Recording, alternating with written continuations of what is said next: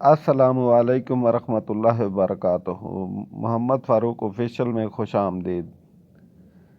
ایسے اور پیارے پیارے بیان سننے کے لیے ہمارا چینل سبسکرائب کریں۔ اعوذ باللہ من الشیطان الرجیم، بسم اللہ الرحمن الرحیم۔ الا ان اولیاء اللہ لا خوف علیہم ولا هم يحزنون الذین آمنوا وکانوا یتقون۔ صدق اللہ العظیم۔ سارے حضرات درود شریف پڑھیے۔ الصلاۃ والسلام یا رسول اللہ وعلی آلک واصحابک یا حبیب اللہ۔ پھر گزارش کرتا ہوں سارے پڑھیں درود پاک، سارے پڑھیں۔ الصلاۃ والسلام علیک یا نبی اللہ وعلی آلک واصحابک یا نور اللہ۔ حمد و صلاۃ کے بعد عزیز دوستو، بزرگوں، بھائیوں، بالخصوص حضرات علماء کرام، حضرت حافظ مشی محمد صاحب رحمۃ اللہ علیہ اور میاں ارشاد صاحب رحمۃ اللہ علیہ کے عرس پاک کی تقریبات ہیں۔ عصر کا وقت چونکہ بڑا قریب ہے، اس لیے میں نے بڑی جلدی سے بات شروع کر دی ہے۔ اللہ تعالیٰ نے قرآن حکیم میں فرمایا ہے کہ الا ان اولیاء اللہ لا خوف علیہم ولا هم يحزنون۔ فرمایا خبردار ہو جاؤ، بے شک جو اللہ کے دوست ہیں انہیں نہ کوئی خوف ہے اور نہ وہ کبھی غمگین ہوں گے۔ ولی کی زیادہ تعریف کرنے کی بجائے اگرچہ بہت ساری تعریفات کی جا سکتی ہیں، اگر صرف اتنی بات پر ہی غور کیا جائے کہ اولیاء اللہ، اولیاء وہ اللہ کے دوست ہیں۔ اولیاء اللہ، اللہ کے نہ دولت کے دوست، نہ شہرت کے دوست، نہ اقتدار کے دوست، نہ ان چیزوں کے دھنی۔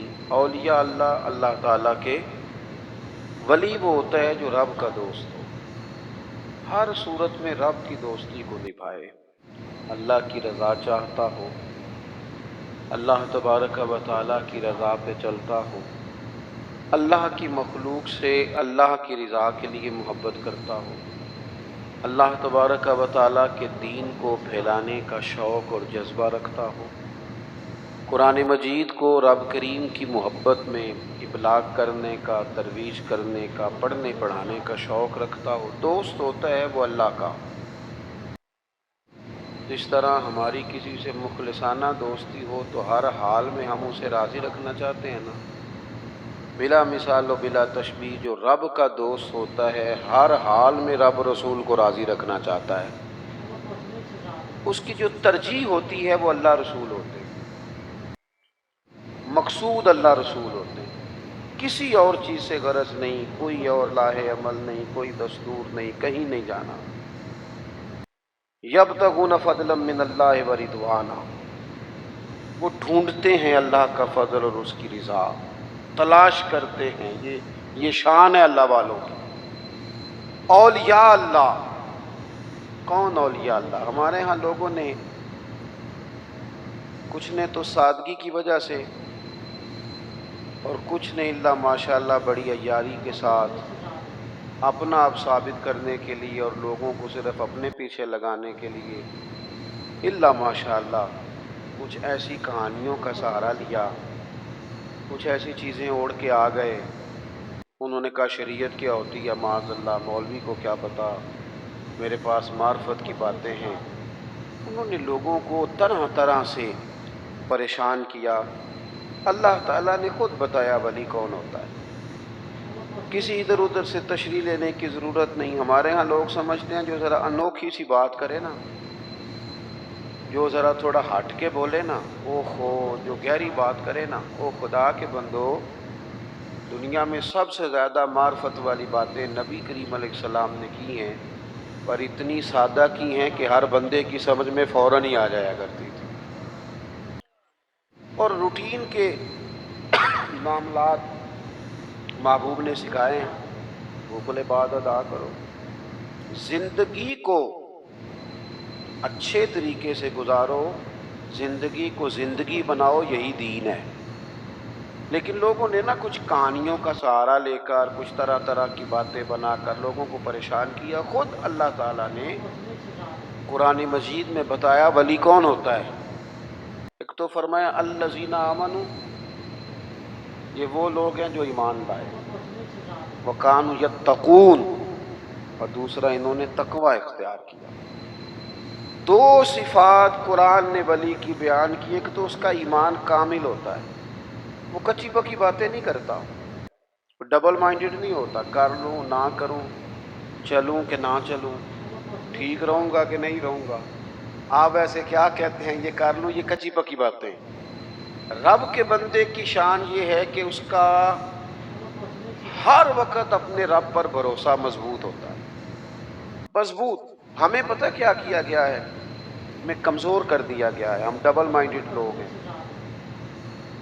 ہمارے ہاں ڈھیر سارے لوگ ایسے ہیں جو مرید ہو کر بھی مرید نہیں، جو شاگرد ہو کر بھی شاگرد نہیں، جو کسی فیلڈ میں ہو کر بھی اس فیلڈ میں موجود، جو کسی ایک شعبے کو اختیار کر کے بھی اس شعبے پر پورے نہیں، کچی پکی باتیں کر لوں نہ کروں۔ اور یہ نوجوان نسل میں زیادہ مسئلہ ہے۔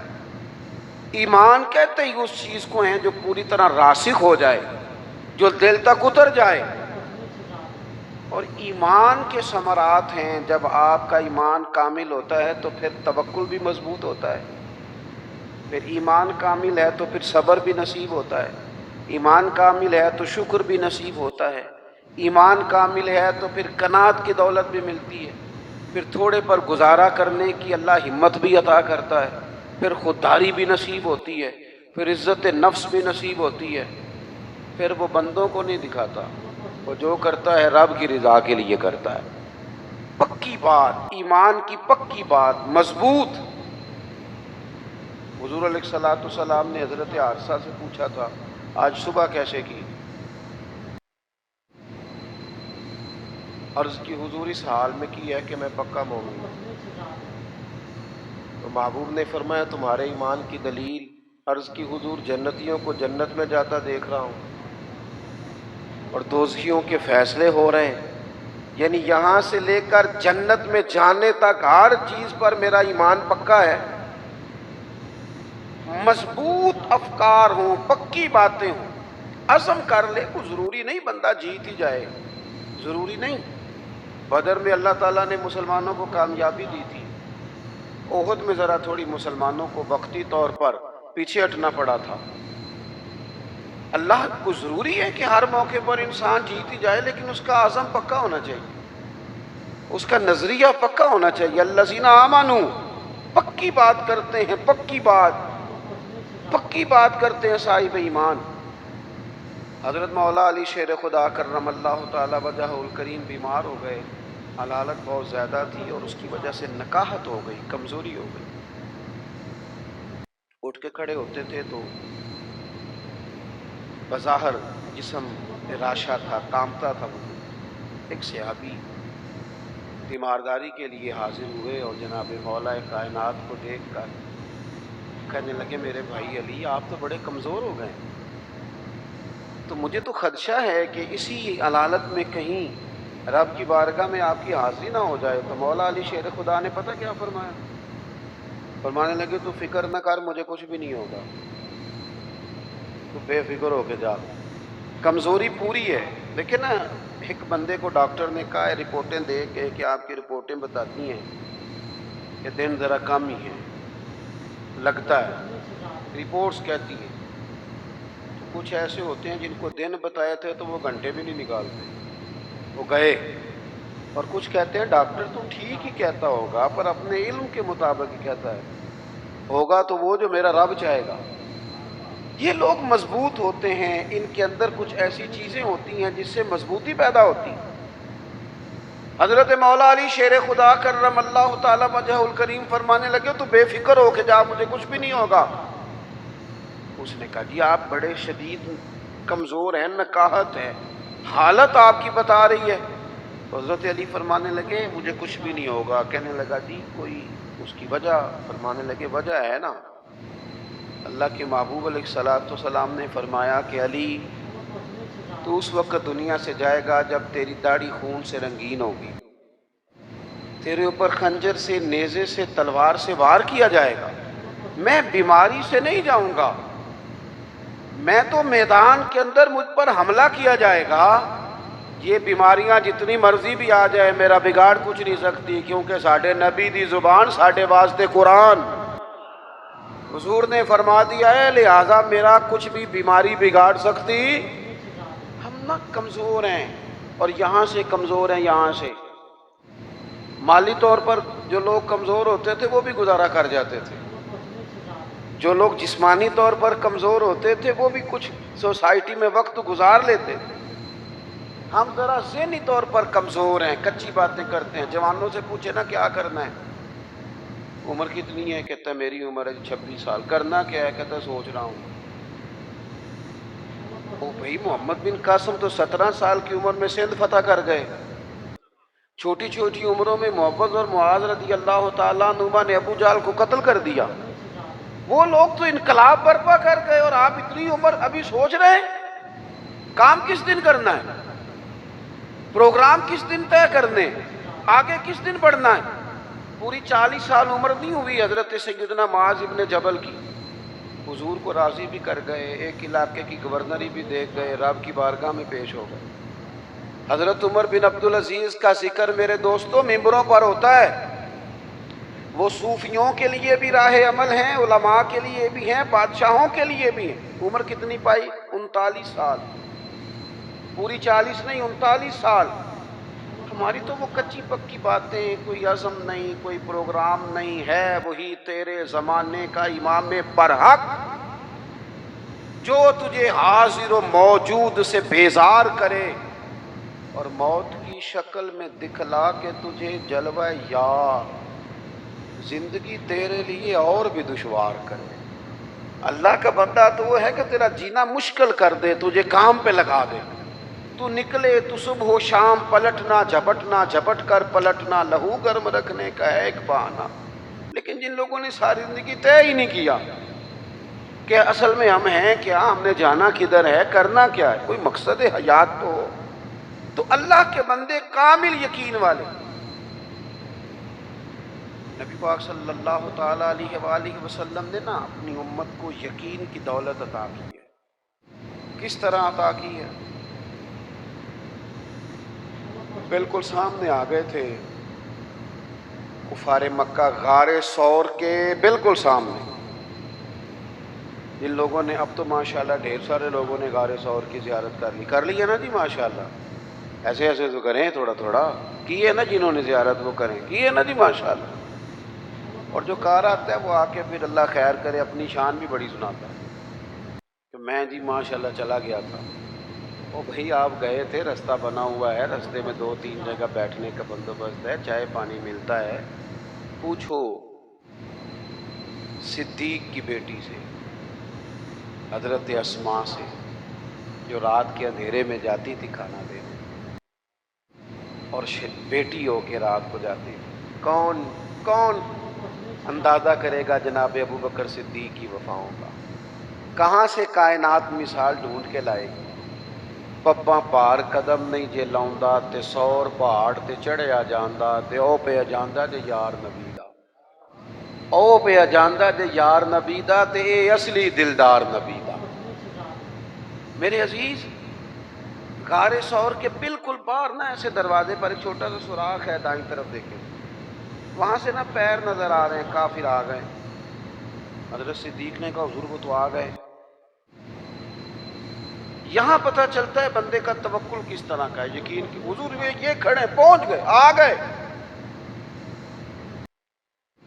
بالکل بندے پر سوار ہو جائے کہ ٹینشن پوری طرح غالب ہو جائے، لیکن بندہ مومن کہے میں مومن ہوں، میرا رب پر بھروسہ مضبوط ہے، یا رسول اللہ وہ تو آ گئے۔ حضور نے کیا فرمایا؟ قرآن مجید سورہ توبہ، کہا لا تحزن، ابو بکر غم نہ کر۔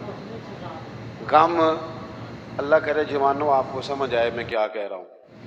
نہ تو اندر کوئی بارود پڑا ہے، نہ اندر کوئی اسلحہ ساتھ ہے، بندے 2، اور باہر وہ کتنے سارے، اور دروازے پر آ گئے، این بالکل دروازے پر۔ حضور کیا فرماتے ہیں؟ لا تحزن، غم نہ کر۔ کیوں نہ غم کر؟ کیا، کس بنیاد پر نہ کر؟ تو وہ بنیاد سنیں، اور اس کو سمجھیں. ہم مسلمان ہیں, ہماری تھوڑی سی انفرادی سوچ ہونی چاہیے دوسروں سے. ہم لاوارث نہیں ہیں, ہم رب رسول والے ہیں. ہماری باتیں کچی پکی نہیں ہونی چاہیے, انہیں پختگی ہونی چاہیے, ان کے اندر کمال. حضرت باجدید بستامی رحمۃ اللہ علیہ ایک مسجد میں اعتکاف میں بیٹھے تھے. وہ دور جا کے آپ اعتکاف بیٹھتے تھے, کہتے تھے یہاں نہ بستان میں لوگ ہاتھ بڑے چومتے ہیں. لوگ دیکھ رہے ہوتے ہیں کہ فلانے کی بڑی شان ہے, لیکن اگر بندہ صوفی ہو نا, درویش ہو, تو وہ ڈر رہا ہوتا ہے کہ تو یار اتنے لوگ میرے پیچھے پھرتے ہیں, رب کی بارگاہ میں جواب بھی دینا ہے. حضرت باجدید نے ارادہ کیا کہ دور جا کے کہیں اعتکاف بیٹھنا ہے. اٹھ گلیا چلو تے وسیع جتھے وس دے نہیں ساری انے, نہ کوئی ساڈی ذات پچھانے تے نہ کوئی سانو منے. دور جا کے تو لوگ جانتے نہیں تھے, تو حضرت اپنا خشک راشن وغیرہ ضروریات کی چیزیں لے گئے تھے, اعتکاف بیٹھے تھے. جو بندہ بھی آتا کہتا بابا روٹی کہاں سے کھاؤ گے؟ فرمانے لگے بھی اللہ اسباب بنائے گا, انشاءاللہ بہتری ہو جائے, کچھ میرے پاس سامان. کہنے لگے نہیں وہ تو ٹھیک ہے, پر کیسے؟ میں کہہ رہا ہوں اللہ دے گا. اللہ تعالیٰ کو کسی واسطے کا محتاج تو نہیں, معاذ اللہ, وہ دے گا. اگرچہ دنیا اسباب سے چلتی ہے, پر کچھ چیزیں میرے پاس ہیں. لیکن وہ جو بھی آتا نا, روٹی کہاں سے کھاؤ گے؟ حضرت باجدید رحمۃ اللہ علیہ ایک دن فرمانے لگے, جب تنگ آ گئے نا, ہر نمازی پوچھتا, تو آپ فرمانے لگے یہ 7 یہودیوں کا گھر ہے, میں نے پیسے دے دیے, 2 روٹیاں صبح 2 شام مجھے دے دیا کریں گے. اور ذرا اونچی آواز میں کہا تاکہ سارے سن لیں. وہ لوگوں نے پوچھنا چھوڑ دیا. سر شام حضرت باجدید نے سارے نمازی بٹھا لیے. کہنے لگے سنو یار, جب میں تمہیں کہتا تھا نا رب دے گا, تم پوچھتے تھے کیسے, اور جب میں نے کہا کہ ان کے گھر سے آ جائیں گی, تم چپ کر گئے ہو. آؤ نا دوبارہ سے سوچیں کہ ہمارا یقین کامل کدھر ہے. آؤ نا دیکھیں کہ وہ توکل کدھر ہے. اقبال کہنے لگے سن اے تہذیب حاضر کے گرفتار, غلامی سے بدتر ہے تیری بے یقینی. کہ جو تو کچی پکی باتیں کرتا ہے, تو غلاموں سے بھی بدتر زندگی گزار رہا. پکی بات ہو, مضبوط اعصاب ہو, مضبوط بات ہو, اس میں جھول نہ ہو, اس میں کمی نہ ہو, اس کے اندر کوئی ایسا انداز فکر نہ ہو, انسان مضبوط افکار کے ساتھ آگے چلے, تو پھر وہ یقین کامل کی دولت کی طرف بڑھتا ہے, پھر اسے مضبوطی نصیب ہوتی ہے. لیکن ہمارے ہاں یہ ہوتا ہے کہ بہت کمزور لوگوں کی باتیں ہیں, بڑی کچی باتیں ہیں. نبی کریم صلی اللہ تعالی علیہ وسلم فرما رہے ہیں غار ثور میں, آپ کی توجہ ہے میری بات پر, سامنے کھڑے ہیں قریش مکہ, اور حضور کیا کہتے ہیں, لا تحزن, غم نہ کر. حضور کوئی سبب بھی تو ظاہری ہونا چاہیے نا کسی چیز کا, لیکن کریم نے کہا لا تحزن, ابو بکر غم نہ کر. کیوں نہ کر؟ ان اللہ معنا, اس لیے نہ کر کہ بے شک اللہ ہمارے ساتھ ہے. جن کے ساتھ رب ہو وہ دنیا داری کے معاملات میں کبھی غمگین, جن کے ساتھ رب ہو. لیکن ہم نا, وہ اکبر اللہ آبادی نے کہا تھا کہ مصیبت میں بھی اب یاد خدا ہم کو نہیں آتی. دعا منہ سے نہ نکلی, جیبوں سے عرضیاں ہی نکلی. ہم نا دفتروں کے چکر تو کاٹتے ہیں, مصلی نہیں بچھاتے. ہم سفارشیں تو ڈھونڈتے ہیں, دعائیں نہیں کرتے. ادھر ادھر سے اپنے تعلقات تو لڑاتے ہیں, لیکن اللہ کی رحمت کو نہیں مناتے. ایک تو ولی کی شان یہ ہے کہ کامل ایمان, اور دوسری بات وَكَانُوا يَتَّقُونَ, ولی متقی ہوتا ہے, تقوی والا, پرہیزگار. نمازی کو پرہیزگار نہیں کہتے. نماز پڑھنے والا نمازی ہے, حج کرنے والا حج کرنے والا حاجی ہے, قرآن شریف پڑھنے والا قاری ہے, یاد کر لینے والا حافظ ہے. گناہ سے بچنے والے کو پرہیزگار کہتے ہیں. متقی کہتے ہیں جو گناہ سے پرہیز کرے. اور میں آپ کو صحیح بتاتا ہوں, تجربہ کر لینا, دوائی کھانا آسان ہے, پرہیز کرنا. اسی طرح نماز پڑھنا بعض اوقات آسان ہے, لیکن پرہیز کرنا, نمازی بن کے دکھانا مشکل ہے. پرہیزگار, मुत्तकी कहते हैं परहेजगार को। मैं एक दफ़ा अपनी अम्मा जी को लेकर डॉक्टर के पास गया हुआ था, तो एक अम्मा जी आई हुई थी बूढ़ी, वो हमसे पहले उनका नंबर था, तो खांस रही थी बड़ा। तो डॉक्टर कहने लगा अम्मा जी जे तुसी चौल छड़ देंदे हो तो फिर मैं दवाई भी थोड़ी घटा देना, जे तुसी चौल नहीं छड़ने तो फिर मैं दवाई लिख देना। तो अम्मा जी थोड़ी देर चुप रही तो बाद च कहन लगे पुत्र तो दवाई लिख ही दे।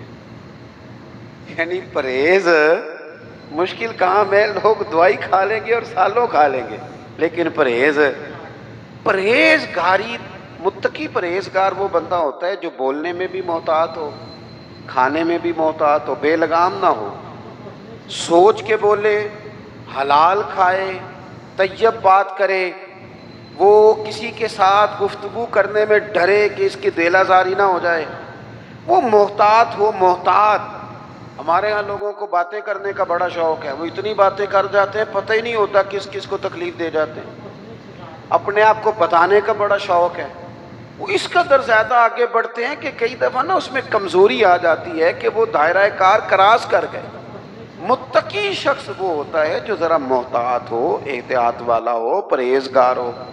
हज़रत सैयदना उमर फ़ारूक रदी अल्लाह ताला अन्हु ने ना हज़रत उबई बिन काब रदी अल्लाह ताला अन्हु से एक दफ़ा पूछा, अगरचे हज़रत उमर भी बड़े आलिम थे, लेकिन जनाब उबई बिन काब रदी अल्लाह ताला अन्हु कुरान मजीद बड़ा सोना पढ़ते थे, इसलिए उनकी जिम्मेदारी थी कि वो तरावी की इमामत करेंगे। आपने पूछा कि ए उबई बिन काब, आप बड़े हदीस के जानने वाले हैं और कुरान मजीद पर बड़ी आप मुताला की नज़र रखते हैं, एक बस मसला तो बताएं। ये मसाइल पूछने का ना हमें भी ज़ौक़ बनाना चाहिए, जब शौक़ हो जाता है, ज़ौक़ हो जाता है, फिर दिल भी लग जाता है। हज़रत उबई बिन काब रदी अल्लाह ताला अन्हु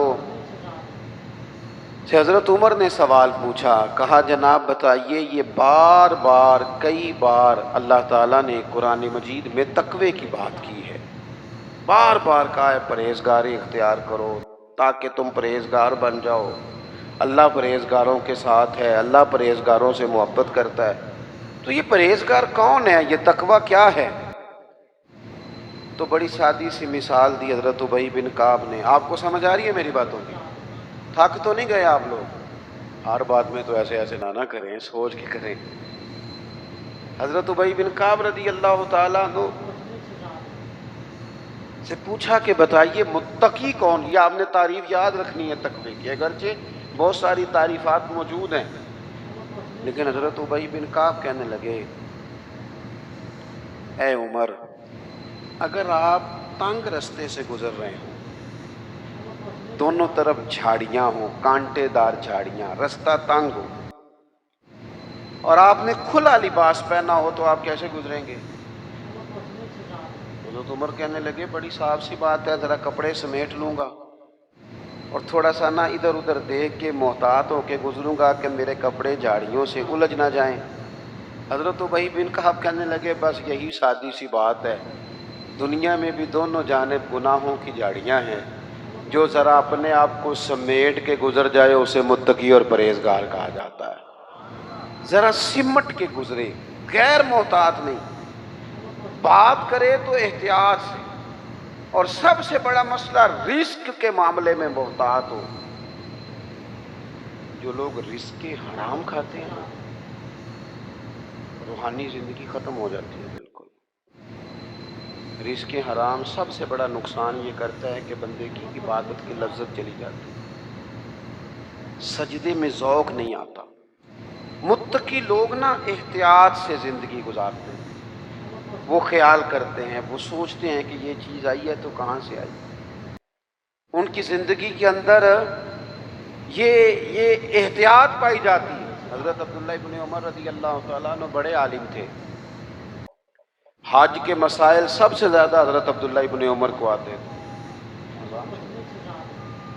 अजान सुने तो मुत्तकी आदमी वो है जो थोड़ा सा ना परहेज करे। हमें ना अपने ऊपर थोड़ी पाबंदियां लगानी पड़ी, हमें सिर्फ उस चीज़ की तरफ बढ़ना होगा जो अल्लाह ताला ने हमारे लिए जायज़ रखी है।